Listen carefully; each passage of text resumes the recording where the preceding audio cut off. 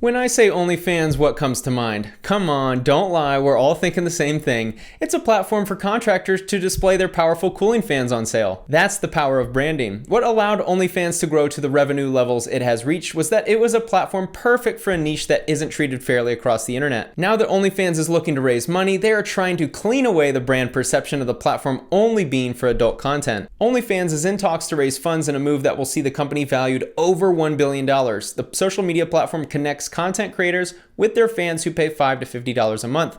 But nascent regulations aimed at protecting the vulnerable will impact the company. OnlyFans has turned into a little bit of a meme in the past year or two, but it's a legitimate social media platform for creators to connect with their fans and earn money for their content. On the platform, creators can charge a monthly subscription for fans to access content only available on OnlyFans. Where creators can really profit is by charging for individual content, direct messages, or specialized content. For instance, all of you lovely ladies out there can pay me on OnlyFans to sing happy birthday to you for an extra tip. If I had an OnlyFans, I would definitely earn my money by being able to eat a large pizza in one sitting, advising clients on buying JCPenney suits, and the big moneymaker would be teaching guys how to save money on their hairstyle. OnlyFans, the subscription-based adult entertainment site, boomed during the pandemic. This is a quote from a Business Insider article. I find the stickiness of perception to be fascinating with corporate brands. OnlyFans is definitely not an adult entertainment site, specifically within this context, as it implies that it's adult content only. The perception is still that it's only nudes and naughty time, but you can find plenty of other content available. The finances of OnlyFans are pretty simple. Creators create a profile and allow for fans to subscribe to their feed. Creators set the price of their feed to be between $5 and $50 per month. When OnlyFans founder and CEO Tim Stokely created the platform in 2016, he did so, he says, in order to push influencer culture to the next level by putting consumers' money directly into the hands of the influencers. I saw how much brands were making off influencers, Stokely explains, and I thought, what if we could make an even simpler way for these creators to get paid? I personally don't have an OnlyFans, but I love the current landscape of the creator economy where creators can get paid in a myriad of ways. OnlyFans is simply another social media platform disguised as just a place for adult content stars. The biggest difference between OnlyFans and other platforms of its kind is that it allows adult explicit content, and its pay model is similar to camming sites in that it allows for tipping and pay-per-view content on top of the subscription fee. The model's brilliance is in its simplicity, and it's revolutionary in how it prioritizes the agency of creators, offering them the ability to have autonomy over their bodies, their content, and their prices. As you'll see in a minute, OnlyFans is super profitable. A platform like OnlyFans doesn't have to create any content, it doesn't have to pay out creators until money is received, so way lower risk of payment structure, and the experience isn't predicated on a complicated algorithm written by hundreds of the smartest engineers in the Bay Area. OnlyFans is basically like a platform, kind of like Instagram or Twitter, but people have to pay in order to see. And so you want to make the content extra exclusive and special because there needs to be a reason for why people want to subscribe to see it. What OnlyFans did really well from the start is allow adult content creators to thrive on the platform without any judgment. Stokely didn't necessarily intend for OnlyFans to be primarily a hub for adult explicit content, but he's not planning on ever censoring the site. Since the beginning, OnlyFans has always been a place for all creators, and that's something I'm really proud of, he says. Initially, the fastest area of growth was the adult industry, simply because the adult industry tends to be ahead of the curve when it comes to tech. It's so fascinating how taboo adult content still is in the mainstream thought. We'll allow people to smoke cancer sticks, drink alcohol, and drive, up to a certain point though, and we'll allow kids to take on crippling student loan debt. But a woman taking her clothes off on camera is, wow, too risque. I mean, seriously, your favorite politician is probably on Ashley Madison, your favorite athlete is definitely not only seeing his wife, and your favorite musician is definitely sending a picture of his pickle to many women. Think of how insanely funny the stigma is for adult content. The people who make a fuss about adult content are doing the same things in their bedroom. The only difference is whether a camera is on or off. You know, if someone asks you, why should I get your OnlyFans? You could say, you can see my extra content and you can talk to me, right? Like I have all these followers on Instagram and there's no way I'd be able to talk to all of them. But if you subscribe to my OnlyFans, then, you know, this is a special thing that you get from me is you get to interact with me and engage with me. And, you know, that's why it's worth getting. It's become common to antagonize men for paying for OnlyFans subscriptions, but there's a reason why it's becoming a huge platform. Men are battling with issues in their dating life after being beat down participating in a brutal dating marketplace. The real divorce rate or unhappy marriage rate is definitely closer to 70% or more, and OnlyFans serves as an outlet for disgruntled partners. As Lena mentioned, access to messaging and communication with someone that you find attractive is worth the $10 a month for a lot of men. But really, it's this last piece that makes OnlyFans potentially more addictive even than casinos, because on OnlyFans, you can purchase guaranteed acceptance. A lot of these guys just want attention from an attractive girl and someone who isn't going to cause drama in their life. Percentage-wise, a significant amount of men are going to have a bad experience with divorce, and OnlyFans provides an outlet for them to form a relationship or a friendship. That connection allows them to move on from a bad experience or just provide some much needed attention if they feel lonely. That's my understanding, at least. If you've been thinking about creating content online and specifically adult content, that's great. Make sure you think about it a lot because it's forever. Even if you decide to do it for one day, that stuff will be out there because you cannot control your stuff getting stolen. This is probably the only variable keeping OnlyFans from becoming an even more profitable company. I hate this part of humanity where people will steal content and then use it to blackmail the creator. Unfortunately, the adult content industry is going to have revenge-seeking users more than any other industry because of the leverage provided to someone with access to your nudity and adult acts on camera when you don't want them out in public. Losing all of your money or assets is the only thing with as much leverage than someone having your adult content on camera. Time to talk numbers with the OnlyFans business. Revenue at the UK-based company grew by 553% in the year to November 2020, and users spent $2.36 billion on the site, a seven-fold increase, the Financial Times reported. We can definitely classify OnlyFans as a company who thrived during Rona season. Users spent $2.36 billion on the site. I enjoy reading stories about people whose lives changed for the better because they started an OnlyFans after being laid off from their job. A lot of people are eating well when you spread out $2.36 billion. The site allows creators to sell video clips, photos, and messages directly to subscribers on a pay-per-view basis. With OnlyFans taking a 20% cut, customers pay between $5 and $50 per month. I imagine one of the main concerns for OnlyFans will be top creators hiring a couple website designers and developers to create their own platform where they retain 100% ownership. Corinna just started an OnlyFans. In 48 hours, how much money did you make? 48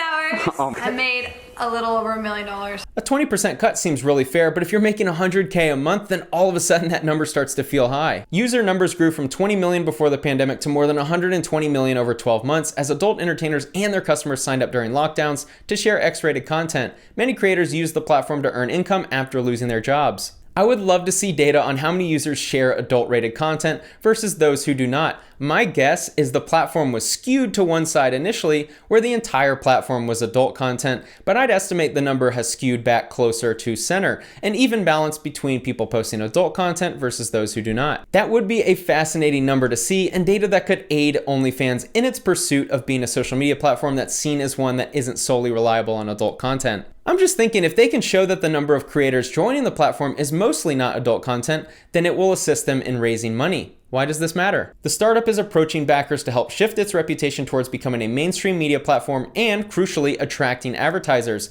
This potential unicorn, which has rejected previous special purpose acquisition company propositions, could invigorate the UK tech market and London Stock Exchange. This is interesting because to me, that would indicate that OnlyFans' platform will undergo a change. You would only want ads if users would be scrolling through a feed, and you can only have ads on free content because users will leave the platform in a heartbeat if they're shown ads after paying for subscriptions. When users leave, content creators will obviously leave too. So does this mean they have their sights set on creating a discovery feed with inline ad placements? Sounds like that could be in their future plans. Boosted by COVID-19, OnlyFans handled over $2 billion in sales in 2020. By charging a 20% fee to all content creators, this generated over $400 million in revenue. This contrasts with many social media platforms which rely on ads for profit. Although some advertisers may not want to be associated with OnlyFans to minimize reputational risk, there is potential to attract a different kind of advertiser. I've never understood brands that care about associating with a certain type of content. If you're Johnson & Johnson and some guy is about to tug himself to an OnlyFans girl,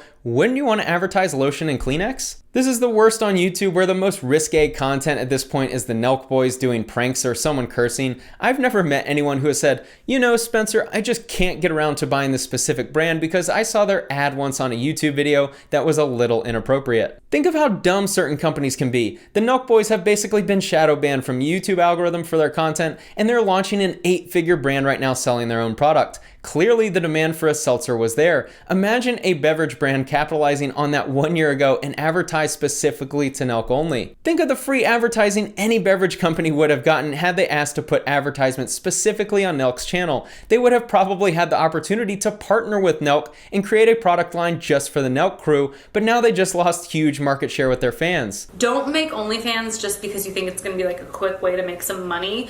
That isn't true. I do know tons of people who have had success with it, but you have to be consistent, you know, because it's like if you're not consistent with uploading your content and chatting with people every single day, like yeah, you have to chat with them every single day, then your subscribers will cancel their subscription, and then you made it OnlyFans and you decided you were doing it for a month and then you fell off and all your stuff is out there, you know? So you really can't just think this is like an easy get rich quick scheme. It's not. Like most disruptor type platforms, the early bird gets all the bread. With how competitive OF has gotten, every new creator is going to have to fight for every dollar. In early 2019, OnlyFans founder Tim Stockley was quoted in the West Australian as saying, "We are currently onboarding over 3,000 new content creators every week." Of course, this was well before COVID had everybody sitting at home wondering how to spend their time. Since then, more and more content creators have signed up to OnlyFans. By May 2020, the site was gaining 7,000 to 8,000 new content creators per day, according to the site's chief operating officer, Thomas Stokely. As this platform matures, the niches will become more defined. Everyone will have their own lane, just like YouTube, but the competition will be worse than YouTube. OnlyFans relies on creators having the ability to promote off-platform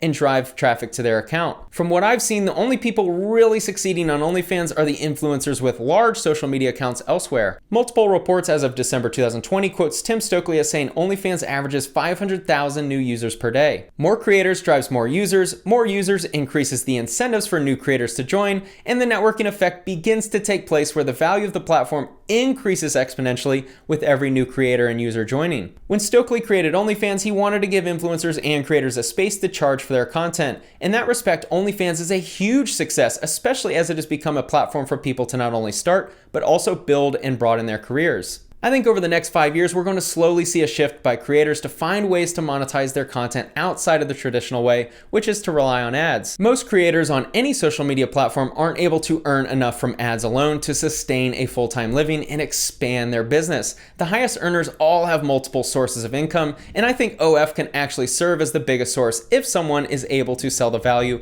of a subscription well enough. A spokesperson for OnlyFans reported that over 100 creators have made at least $1 million on the platform. The numbers get crazy for creators who can create content that people are willing to pay for. The best niches I've found are super hot girls that can market themselves well and financial experts who can teach you how to make money. Even converting 1% of your audience can lead to huge income numbers if you're able to charge $20 a month for content after building a large audience. Like most platforms though, all of the money is mostly distributed to the top earners with the bottom receiving breadcrumbs. XSRUS has crunched the numbers to come up with some estimated earnings by OnlyFans creators. They calculate that the median accounts earn about $180 a month. However, as XSRUS observes, the revenue of content creators follows a classic power law distribution. The top performers earn substantially more than everybody else. The top 1% of accounts make 33% of all the money, and the top 10% of accounts make 73% of all the money. Regardless of how the distribution curve presents itself, I think everyone who wants to become a profitable content creator should focus more on the upside as opposed to the likelihood of making money. The OF chart is probably similar to YouTube, where a majority of the AdSense flows to the top 3 to 5% of creators, and the bottom 50% isn't earning a livable wage.